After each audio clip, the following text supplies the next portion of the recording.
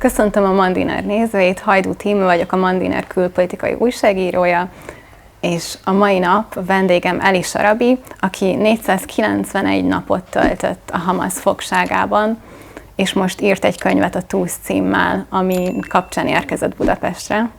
Eli, it's very nice to meet you. Nice to meet Thank you for being here. Thank you for having me. Thank you. And first, I would like to ask you, what was your life like before October 7th? It was regular, peaceful life that we had in kibbutz. It's like a peaceful village. Me and Lian were concentrated about our career, about our jobs, and raising our two daughters. That I had amazing childhood with lots of friends and lots of activities, and that was what we dreamed for how they raised. Mm-hmm. And you lived in Kibbutz Be'eri. Yes. And it's very near to the border. What was life like there? Be'eri is 3 miles from the border. In the last 15 years, from time to time, it was missiles around us that been shot from Gaza to Israel. So it wasn't really nice, but it was, bearable for us. We tried in that period all the time to take the girls out of this area, but mostly it was peaceful, and raising them around these fields in rural area, it was very important for us, and not in the city. So Be'eri was my home. Mm-hmm. Have you ever thought that Hamas would attack Be'eri because it was so near to the border, and there were some attempts by the terrorists to dig tunnels under the border? So was this a fear in you, or? No, there's no fear. There wasn't any fear. We didn't think it would be like that. Definitely, that massively what happened on October 7, and nobody imagined that. Unfortunately, our IDF was more than surprised, and yes, our life became hell at the same day. Okay, so let's talk about that day. How did it start? Can you talk about it? It started 6:30 in the morning. It was alarm in the kibbutz that show us like there are missiles around us had been shot from Gaza, and we picked up our girls from their room to the safe room. We stayed there, and half an hour later we announced that there's a possibility of terrorists infiltrated Be'eri, and we stayed in the safe room because that's the order we got from the army, and we were sure the army is on its way.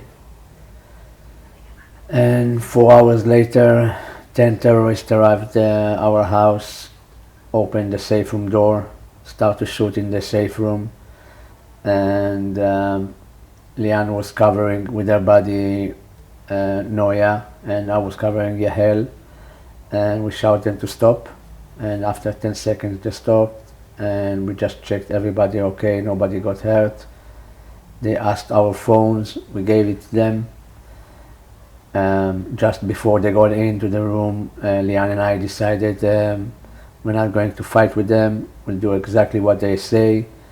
We thought it would be the best to protect our daughters, and we believed their British passport will protect them. I don't have British passport, so that we presume that I'll be kidnapped, and that was our plan. That's what we did. They understood they have British passport. 2 of them grabbed me. Another 3 or 4 terrorists grabbed our daughters to the kitchen area, and the rest of them waited until Lian will get dressed, because we jumped from our bed, and 5 minutes later I was kidnapped from the house, and that was the last time I've seen them. And when you were taken to Gaza, what was your thinking? What will happen to you?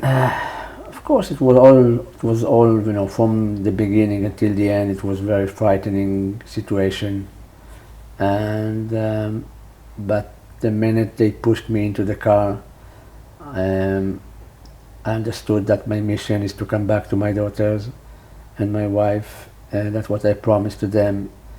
So I said, it doesn't matter what is going to happen, I'm going to survive that. And they took me, you know, half an hour later, you know, in the car. We've been in Gaza, in the first stop, in the mosque, and a mob of civilians were outside of the mosque, and they succeeded to take me away from the terrorists and start to lynch me. And fortunately, the terrorists took me into the mosque and took me away from these civilians. And from there, we've been in half an hour later. We've been already in a Palestinian family house, and we stayed there for 52 days, chained on our legs, and asking permission for everything we want and we need.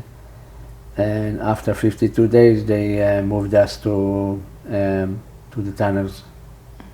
And what was the day-to-day life in the tunnel? How do you survive in that environment as a normal civilian who had a nice life? Yes. Suddenly you find yourself under the... Yes, underground, 50 meters underground. Of course, most of the time it's dark, and from time to time it's a light there, and it's not easy to breathe. It's very frightening as well. You're afraid of your life all the time from the terrorists, that they have these weapons and grenades and all this. And and the hygienic condition is horrible. You get to shower every 6 weeks with a half bucket of cold water, almost no soap, no toothbrush. You need to beg for everything. You're humiliated on a daily basis. They use violence against us from time to time. One time they broke my ribs. And but again, we had our routine. We try to have a routine of praying every day, and talking a lot, and training if we could, because we needed to move our body because we were chained 24/7 on our legs. And we're trying that the time will pass and we're not going insane, and we keep each other you know, happy, and we try to support each other all the time. The worst thing that happened there, it was the starvation on purpose. We ate 1 meal a day, and in the meantime they had 5 meals a day, their captors.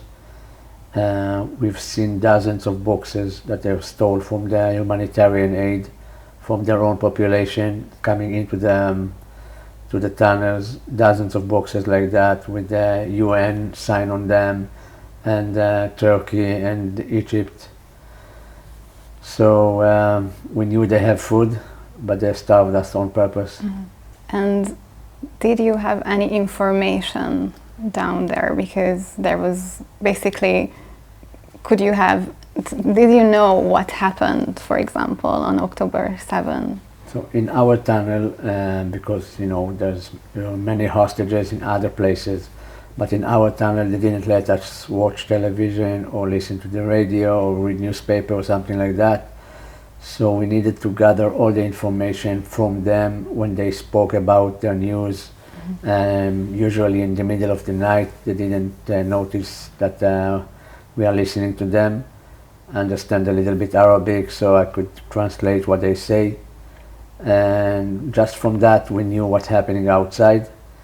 So we knew it's a big war outside, and with Lebanon and Iran and Gaza, of course, and Yemen. And and when it was negotiations about agreement, we knew about that because they spoke about that as well. And sometimes they told us a few things, you know, just if it was serving their purpose. And this is how we knew what's happening outside. We were very lucky to hear that Israelis protest for us and praying for us, and we knew they're fighting, well, the IDF fighting for us as well. You write also about your relationship with the other hostages, especially Alon, who had to stay there, unfortunately, after you could get out. And it was very interesting what you wrote, how it was much more complicated than you would think, that you had fights, that it wasn't always, you couldn't always support each other. Could you talk about a little bit about that relationship? You know, first of all, you never choose who you are in captive with. So suddenly I found myself with 3 guys that were kidnapped from the Nova Festival. They're all half of my age. And after a short conversation with Alon, I understood that we are going to be the best friends there. I recognized that we have the same values, and we promised to each other that we'll take care of each other all this time, and we are going to survive together, that's for sure, and we are going to come back to our family. Even when he broke a little bit cry, I promised him it would be okay. I didn't let myself to cry there because I knew how to separate my emotion to my mission. And you know, and with the other guys it was a process how to live together and how we can survive together, and we need to support each other. It wasn't easy all the time, of course, but it was very natural because you're in an extreme situation. And the day that they let us know that we are going to be released, 3 of the 4, and Alon is going to stay, it's become a very complicated moment. Instead of going to be our happiest moment, you imagine this moment had hundreds of times, that someone will come and tell you that you are going home. But it was very complicated because Alon heard that he's going to stay there on his own. So it was a lot of crying, of course, and we tried to support him. And the day we left, I left him there, was very, very emotional and very complicated and very difficult. They needed to rip us apart of each other because we were hugging and crying. Fortunately, 8 months later, he survived that on his own, and we could complete this hug. And I'm very happy now. So let's talk about the release. You write in the book that the terrorists expected a deal when Donald Trump became president. So you kind of knew that it was going to happen, or there was an expectation there? There were, the minute Trump was elected and they start to count the days that he was going to change Biden, and they were very optimistic about that. We wanted to believe it would be okay. And fortunately, it was okay, and the agreement started right, you know, next to his change with the Biden, and we knew he had a massive influence about that, and Mr. Witkoff as well, of course, and we are very grateful to him. And we start to hear that it's an agreement, and about 33 hostages that's going to be released.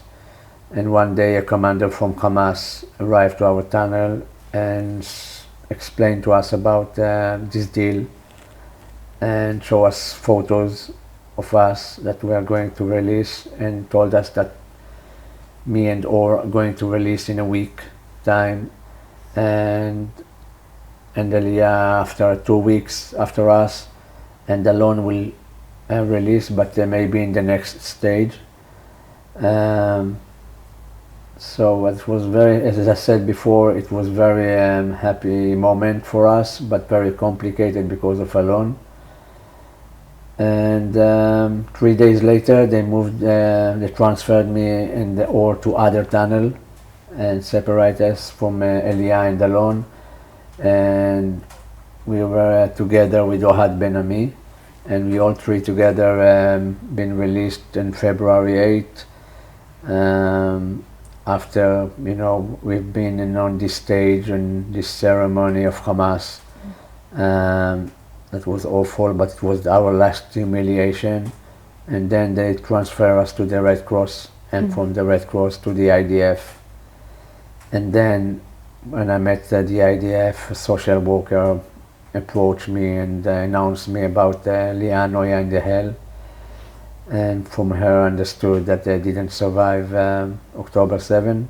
Unfortunately, our plan didn't work, and they got murdered 5 minutes after I was kidnapped. They got murdered in the house. And since then, 2 days before that, I forgot to say, of course, they let me know about my brother, that I was kidnapped as well and murdered in captivity 3 months later. And all this, it was like a roller coaster of emotion. But again, since then, my family, my entire family around me, surround me with lots of love, and my friends.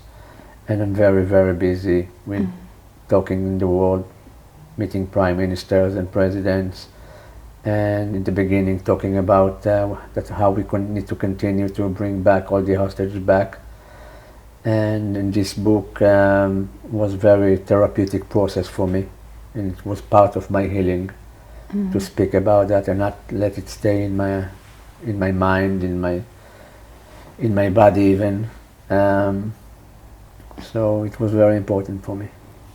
When you was finally free, and when did you heard about first what happened all over the world when it comes to this conflict, that there was all these posters of the hostages which was taken down? There were many anti-Israel protests. There were many people who argued that the people who kidnapped you were right. How did you feel about that?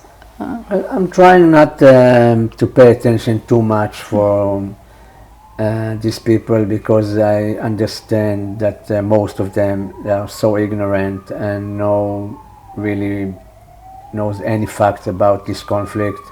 If you ask these people where is Israel, where is Gaza, they don't know even. They just tell them what to shout, you know, all these sentences. And it's look like people try to find any reason to take all this hate from them against Jews and all this anti-Semitism. So it's unfortunately it's lots of people around the world. I just want to ask them where have they been when Hamász killed my daughters and my wife and my brother and more than 1,000 Israeli civilians on October 7. What they say about that, what they say about Hamász. That's what I want to understand. Yeah, that's what I say to them. Yeah, and you write in the book how these terrorists were speaking about destroying Israel to you. So it's obviously that's what they want. And yet some people interpret their doings as some kind of that it's not like that. So again, these people that protest around the world, they didn't see what I've seen, how the Hamász stealing from his own population, first of all, food, all this humanitarian aid, they stole all this food, and they eat 5 times a day when Palestinian civilians maybe eat 1 time a day. So that's first of all. Second, they use them as a shield in the battlefield. We've seen many times pictures of Hamas terrorists using kids in the battlefield, and because they know the IDF will not hurt them. And again, you know, in any conversation I had with them, they repeat all the time about 2 things. First of all, after this finish, they will come in 27, 28 again, and will kill all the Israelis and the Jews. That's what they promised me. And the second thing, after they finish with the Jewish, they come to England, France, Germany, and US. That's what they said all this time, all this in the name of these countries, and you know, control all the world, because all the world should be Muslims, and the only religion should be Islam, and this is the only way to live. Mm-hmm. So after you were freed, what was the point when you decided to write a book? Because it was very fast. Yes, it was very fast. After my speech in the UN, after I met President Trump and Mr. Witkoff and had this speech in the UN, lots of people approached me and said how much it's important to write this before you know, the details or the facts. Somebody will try to change it, and you know, for the history. And so I understood how much it's important for the history of Israel to write this testimony, that is coming from me, that I was a hostage, that nobody can say differently to me in the future. And when I started that, I felt how much it's important for me, how much it is therapeutic for me to do that and speak about all these details. And because of that, I don't suffer any PTSD, and you know, I have no nightmares or something like that. It's because I'm speaking about it all the time. So that suits me. Final question. Yes. If people take away one thing from your message, what would that be? I always talked about appreciation of the basic things in life. To appreciate your freedom, to be free man, it's priceless, and to be able to choose what to do in your day, and how much to eat and drink, and where to go, and when to go to the toilet. All these basic things that you never think about, and you take it as granted in your day. Start to appreciate that, and then you understand what you're really missing in your life. And it's never about material things. It's not, you may not miss your car or your house or your bank account. You miss friends and family, and you just want to hug them again. You want more 5 minutes with them. So appreciate your family and your friends that are around you. That's it. Eli Sharabi, thank you so much for talking to us.